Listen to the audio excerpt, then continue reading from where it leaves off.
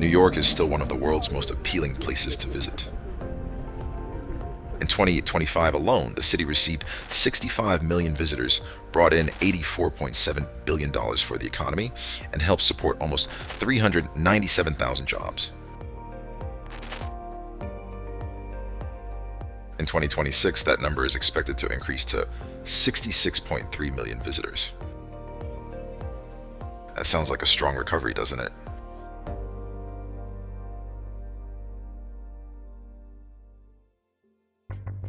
At the same time, though, there is another side to the story.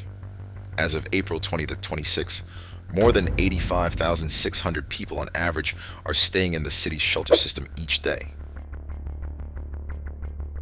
Overall, about 140,000 people are facing housing insecurity, including roughly 4,500 people who are still living on the streets. Why aren't they coming around handing the coats out to the homeless? You know what I mean? What's up with that?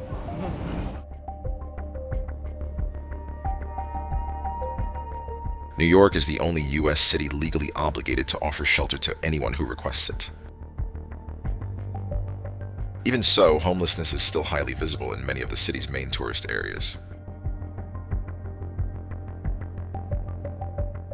I'm not going to have an inhumane city that allows people to live in an inhumane, dangerous environment, no restrooms, no showers, no ways to take care of themselves. Like I said, as humans, as citizens, Americans, let's help. Let's do something about this.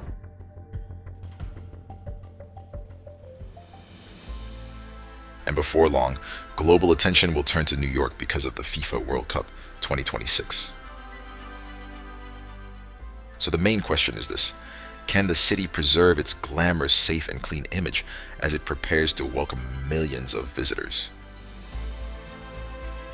Or is homelessness becoming the kind of sour note that leaves many people feeling uncomfortable?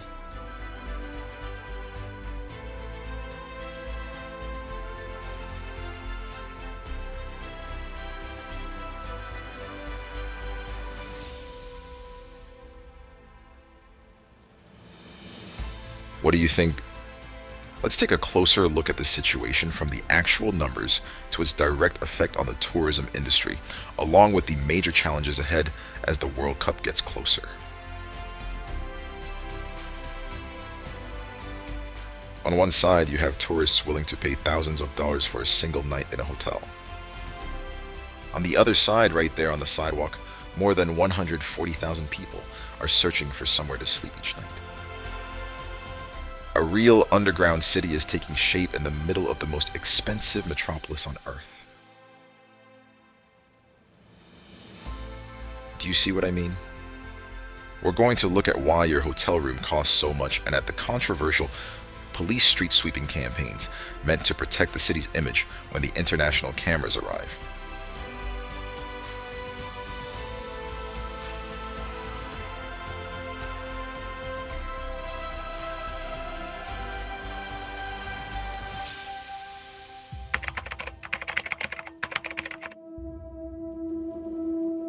Walk through Midtown or ride the subway, and you immediately enter a space where visitors and the city's most vulnerable cross paths, often within seconds. You'll notice it: people sleeping on benches, asking for money, talking to themselves, sometimes clearly struggling.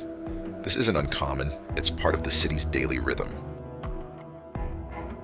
Head to Times Square after dark and the bright lights can't mask the bodies lined along the sidewalks, or the aggressive panhandlers pressing cups into tourists' hands. That visible disorder is often the first thing international visitors see, and it lingers in their minds.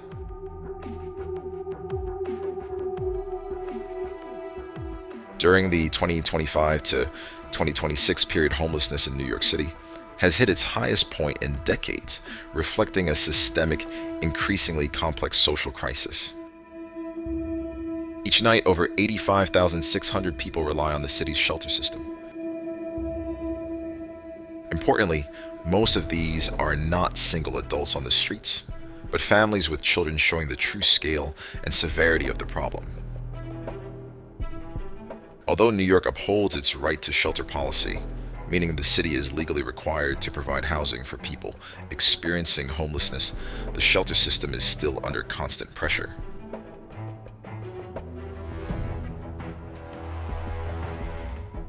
It helps reduce the number of people sleeping outdoors, but shelters remain overcrowded and unable to meet long-term needs. In recent years, homelessness in NYC has climbed sharply because of several factors, including rising housing costs, limited affordable housing, and the arrival of many migrants since 2022.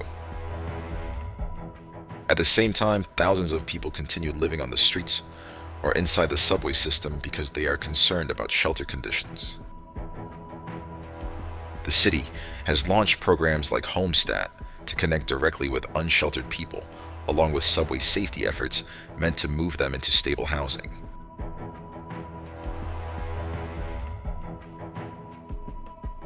Still, even with major spending on homeless services often reaching tens of thousands of dollars per person each year, the results remain widely debated because the homeless population has not clearly declined. This shows that homelessness in New York is not simply about lacking shelter. It also involves access to services, the quality of support, and the wider economic and social pressures of modern city life. Bottom line, NYC still delivers, but the experience has changed. It feels faster, rougher, and less predictable. You are not just navigating attractions anymore. You are navigating the city itself.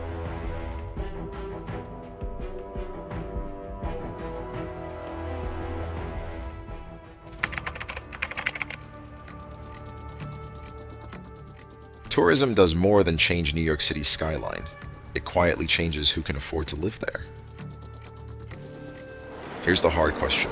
When a city grows wealthier because of visitors, who gets priced out of basic stability? As hotel rooms climb above $300 a night and short-term rentals compete with regular housing, landlords chase the money quickly. As a result, rents jump, vacancy rates remain painfully low, and working-class residents are pushed out with almost no cushion.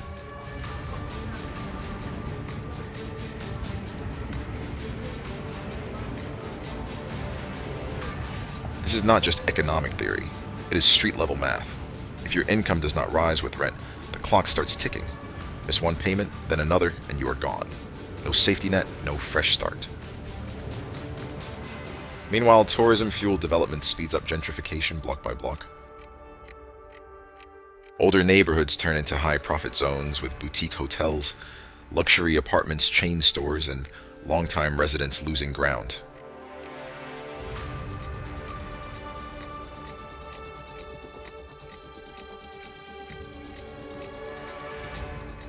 So displacement does not happen slowly. It hits hard. One lease expires, the rent doubles, and suddenly you are commuting from farther away or you have nowhere to live. The same money that drives the city's tourism boom can also push people toward homelessness, just in reverse. Meanwhile, the system responds, but mostly downstream. Shelters take in the overflow transit hubs, become temporary refuges, and outreach teams work to stabilize those already in crisis.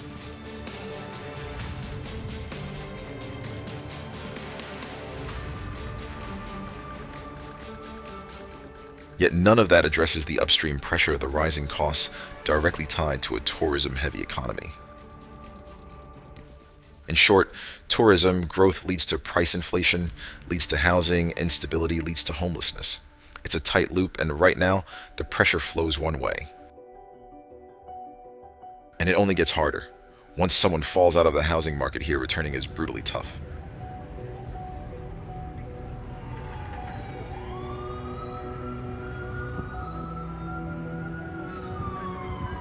Credit suffers, savings disappear, and even low-end apartments have income requirements that most displaced residents cannot meet. Instead of recovering, people cycle through sheltered temporary work streets repeat. Meanwhile, high-traffic tourist areas continue to expand, pulling investment in and pushing vulnerability outward. The result is a city divided in layers: high-value zones, optimized for visitors, and survival zones, where stability steadily erodes. This is not accidental, it's structural.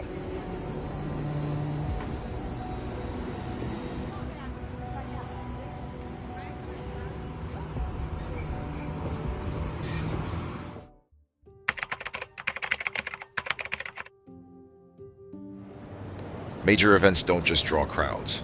They put the entire city under sudden intense pressure.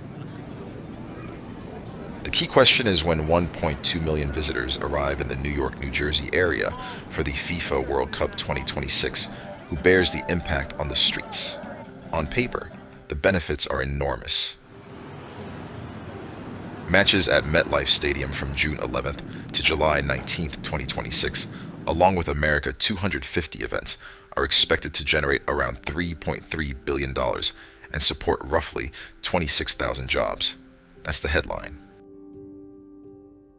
But beyond the headlines, the strain immediately falls on housing transit policing, and especially the edges of the system where homelessness exists.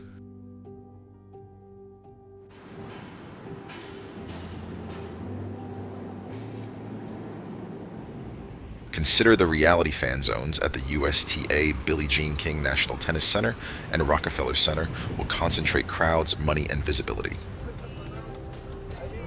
As a result, visible homelessness doesn't vanish.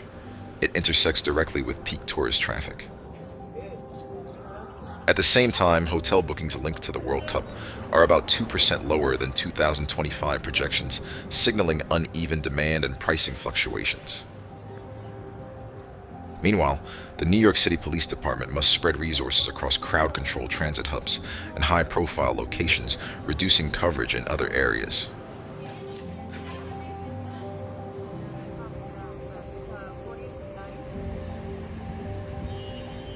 On top of that, the city has decided to restrict permits for other events from May 24th to July 25th, 2026, essentially clearing the schedule to prioritize the tournament. Less noise, tighter control, but also fewer alternative income sources for smaller businesses. When a city cleans up for a global event, where do the people pushed out of sight actually go? In practice, expect more outreach teams and targeted sweeps in major tourist corridors.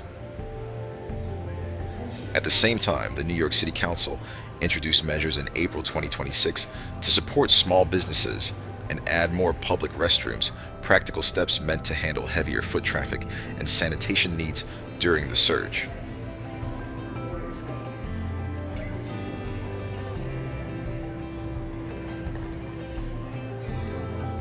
But these are still downstream fixes.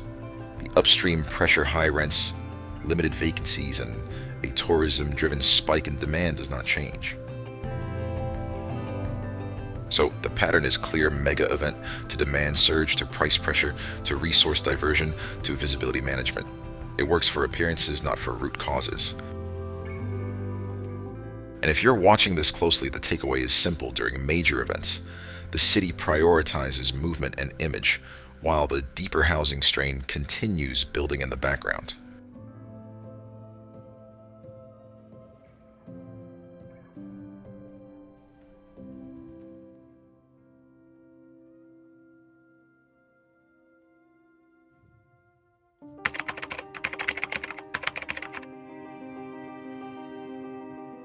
Security in New York City isn't just about keeping people safe, it's about control pressure and who remains visible.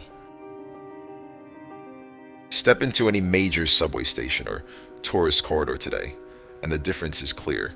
More officers, more cameras, tighter regulation of movement. When a city boosts security, is it genuinely protecting residents and visitors, or managing what they are allowed to see? On the ground, enforcement isn't uniform. It focuses where money flows. High traffic areas like Times Square, Midtown, and busy transit lines are closely monitored and actively stabilized.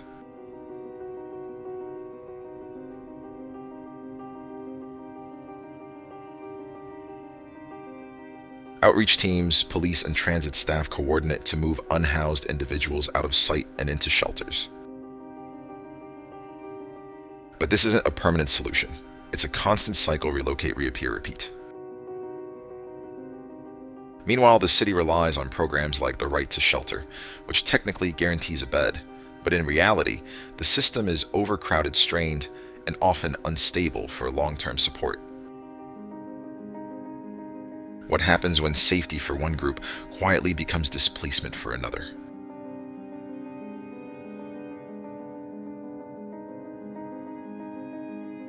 Increased policing doesn't end homelessness. It shifts it. People are pushed from high-value zones to less visible edges, outer boroughs, late-night subway cars, and under-monitored streets. At street level, this creates a fragmented landscape of survival-controlled zones versus pressure zones.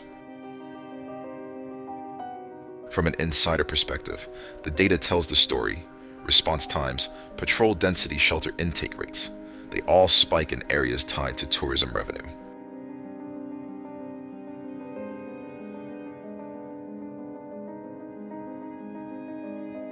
This isn't a coincidence. It's deliberate prioritization. Urban management becomes a careful balance between optics and reality. Protect the city's image, maintain flow, reduce friction. The trade-off is obvious. The system manages visibility more efficiently than it addresses the root causes. And it goes further.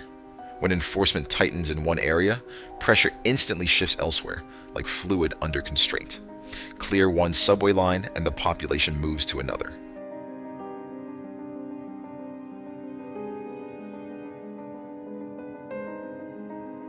Stabilize one district and neighboring blocks absorb the overflow. There's no vacuum, only redistribution. Compliance becomes a form of survival. Accept shelter placement and you gain temporary stability, but under strict rules, curfews, shared spaces, and limited autonomy. Refuse and you stay mobile, exposed to weather enforcement sweeps and constant displacement.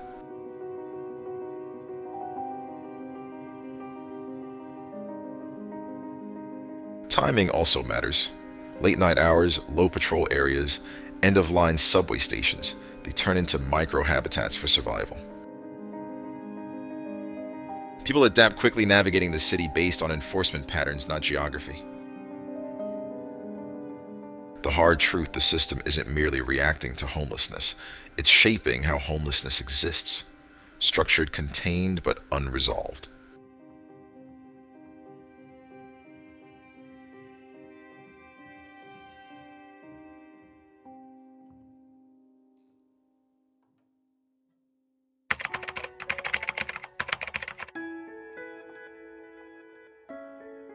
New York City's system doesn't collapse. It keeps cycling. Tourism brings revenue. Revenue pushes up prices. Higher prices cause displacement. Displacement feeds homelessness. And then the city increases security to protect the same flow that started the cycle. That's the loop. What if the force behind the city's global appeal is also quietly creating its most visible crisis? At street level, that is exactly how it unfolds: quickly, clearly, and without mercy. It starts with the input: millions of visitors, heavy daily spending, non-stop demand. As that demand grows, landlords adjust for profit, favoring short-term stays over long-term tenants and higher returns over stability. As a result, rents rise, vacancies shrink, and entry barriers harden. Then the pressure lands.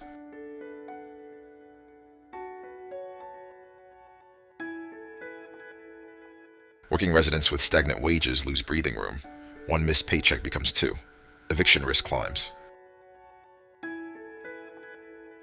From there, the slide is direct doubled-up housing to couch hopping to shelter intake to street exposure. No cushion, no pause. Meanwhile, tourism does not slow down. It keeps accelerating. Then add security. To preserve movement, foot traffic, transit reliability, and visitor confidence, the city increases patrols in high-value areas. So enforcement gathers where revenue gathers. Outreach teams guide people into shelters. Officers clear choke points. Transit workers manage platforms.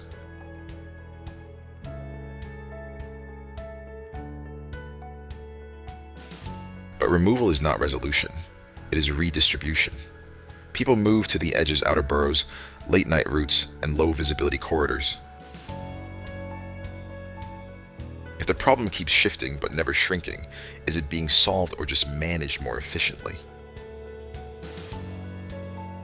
At the same time, policy attempts to absorb the impact. The right to shelter guarantee brings thousands indoors each night, stabilizing appearances and reducing visible exposure. But capacity doesn't equal recovery. Shelters cycle people through short stays, strict rules, and limited privacy. Even when someone enters the system, long-term exit rates remain slow.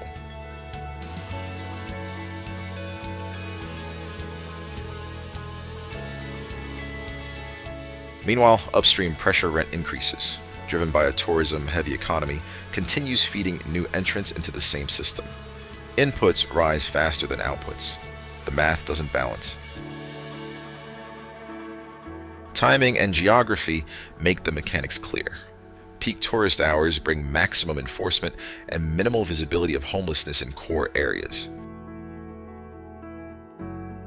Off-peak hours flip that pattern. Subway endpoints, lightly patrolled streets, and transitional spaces become survival zones. Individuals adapt quickly, navigating the city based on enforcement intensity rather than neighborhoods. It's dynamic, responsive, and constant.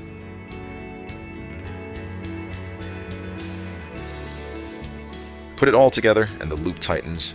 Tourism growth to price inflation, to housing instability, to homelessness, to intensified security, to spatial redistribution, to maintain tourism flow, to further growth. Each step reinforces the next. From an insider perspective, it's not chaotic, it's structured. The city prioritizes movement and revenue first, with everything else adjusting around that. Until upstream drivers' housing costs and supply are addressed, the loop continues.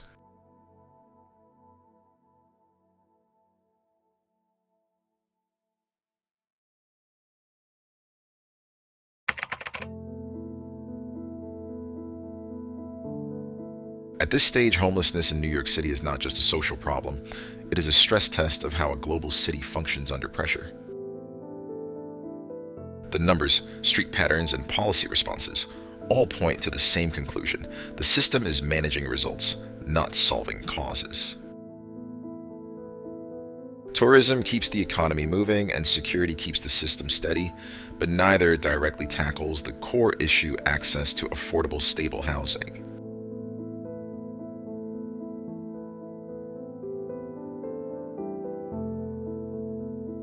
So the real question is not whether New York can stay a top destination. It can. The question is at what cost and for whom. Right now, the city is balancing two realities that do not fully fit together. On one side is a polished, highly efficient urban machine built for movement spending and global attention. On the other is a growing population trying to survive within that same system, often pushed toward its edges.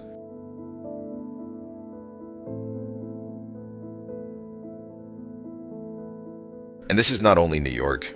Cities like Los Angeles, London, and even parts of Tokyo face similar pressures, just at different scales and visibility levels. That raises a larger question.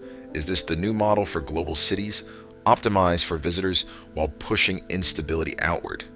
If so, homelessness is no longer just a side effect. It is part of the system itself.